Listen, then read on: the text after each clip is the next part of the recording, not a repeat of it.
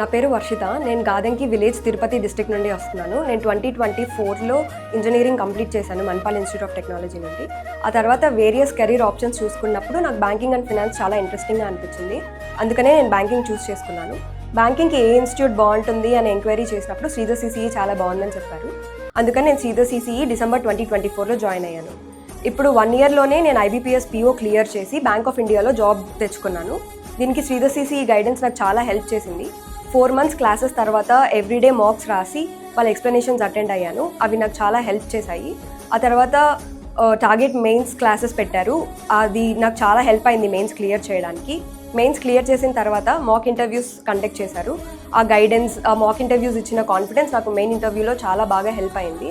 అందుకే నేను 1 ఇయర్లో జాబ్ కొట్టగలిగాను శ్రీధర్ సిసిఈ జాయిన్ అవ్వడం వల్ల. అప్కమింగ్ ఆస్పిరెంట్స్కి చెప్పాలనుకుంటుంది ఏంటంటే శ్రీధర్ సిసిఈని ట్రస్ట్ చేయండి. శ్రీధర్ సిసిఈలో ఇచ్చే గైడెన్స్ మనకు చాలా హెల్ప్ అవుతుంది.